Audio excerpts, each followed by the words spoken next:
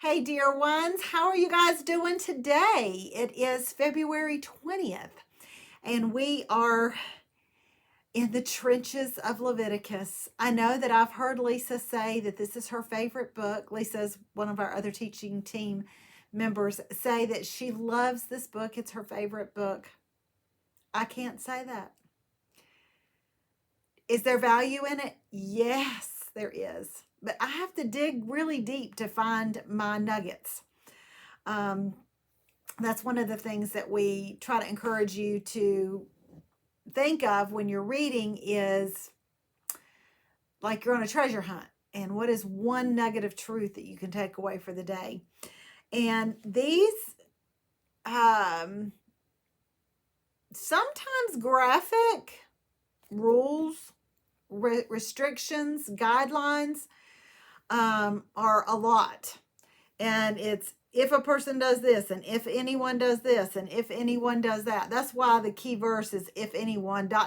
because there's all kinds of scenarios, there's all kinds of ifs available here for God to try to make some type of sense of certain things that happen in and among the people. You know, there are really three categories of people in the world. You've got your rule followers, your rule breakers, and your rule challengers. And at any given time, I might have been all three.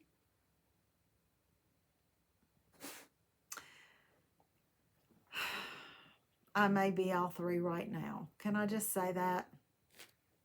I'm going to raise my hand. I'm in all three categories. So maybe I shouldn't say it's one of three categories because I fall in all three of them. I really do revel and succeed in following rules. And truthfully, rules and guidelines are good for us, whether it's the traffic signal, the speed limit sign. This is my dog right here. You see her? She's distracting me. Rules are good for us, and they help process and I don't want to say legislate, but because that's not the right word, control if situations.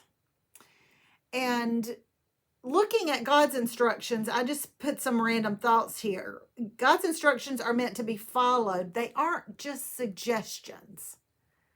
So we really need to embrace what God lays out in his book of instructions. And we can't just say, well, that was Old Testament and God was talking to a different group of people and that doesn't apply. If it's something that's moral, it does apply. If it's something that deals with treating other people, I mean, truthfully, when we look at the greatest commandment of all, love the Lord your God with all of your heart, mind, soul, and strength, and love your neighbor as yourself. When we look at that one greatest commandment, Jesus calls it, it really encompasses the whole law. Everything, all the instructions that are written from the first page to the last page. And they are meant to help us live fully and freely in life. And we have to trust that God's guidelines and to live fully and freely, God has to have guidelines. That's the safest place for us to be, is in the guidelines and boundaries of God's word. It truly is. God sets rules and guidelines in place not to restrict, but to protect, and might I say also empower. We can be fully empowered and realize the fullness and the manifestation the coming alive of the Spirit in us when we are adhering to these guidelines, these instructions in God's Word. We sense Him closely. Chapter 14 in John, Jesus says that I will send a helper. We will come and make our home in the heart of man. So He will be in our heart. He will be at home here. God's grace and mercy and love accompany every restriction. He's not trying to be a buzzkill. And don't we all think that? Like, I'll often go, why can't I do this? Maybe y'all don't. Maybe I'm just the whiny one at times. But there are times I really want to do something. I'm like, no, God says I can't do it. My daddy says I can't.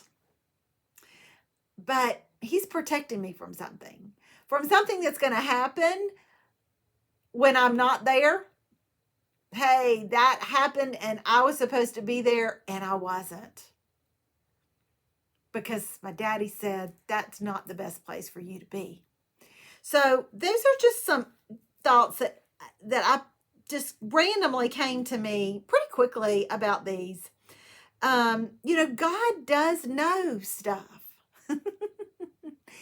And He had to keep the contagious away from those that were well, the diseased away from those who weren't diseased. He knew how contagious sicknesses were, and had to set these guidelines and restrictions in place to protect the whole community.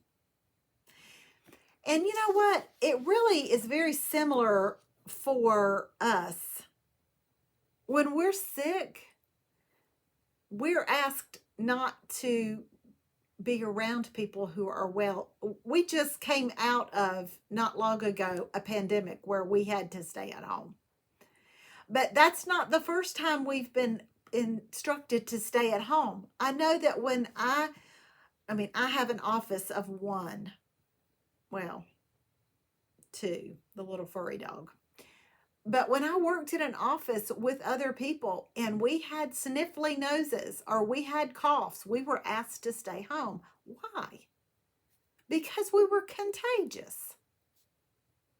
A fever, you're contagious. My kids could not go to school until they were fever-free for 24 hours. These were all set in place to protect those who are well. And might we parallel the idea of diseases and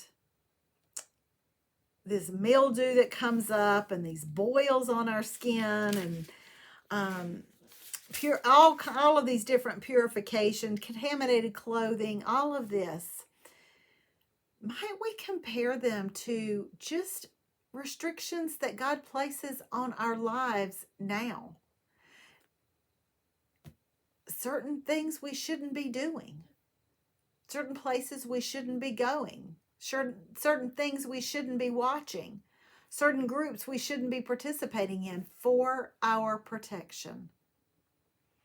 So they do seem random. They do seem kind of thrown in there. Can you imagine reading this as it was originally recorded and there were no headings in it? It would be like all over the place, but at least now they're kind of organized a little bit.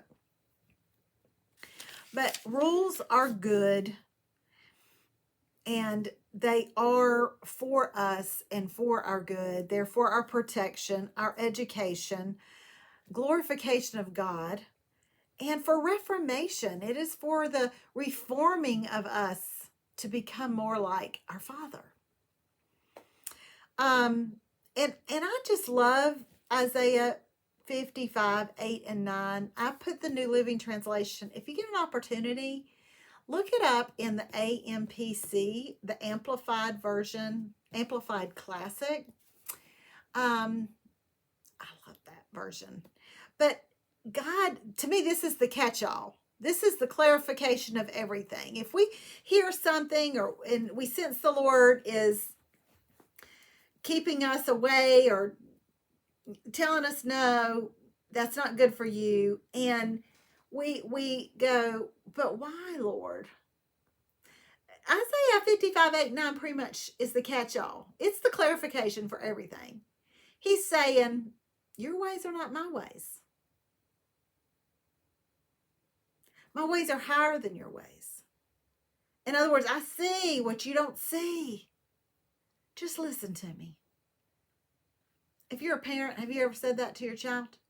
Look, I can't explain this, but I can tell you, if you go over there or you do that or you're with those people or you participate in that or if you start up with that group, it's not going to end well. How do you know that, Mama? I just know. I just know.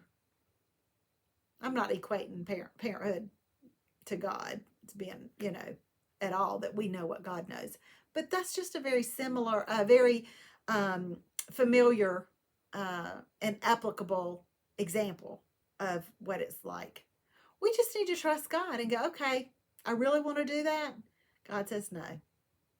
And be okay with that. We'll see you next time on Read Through the Word.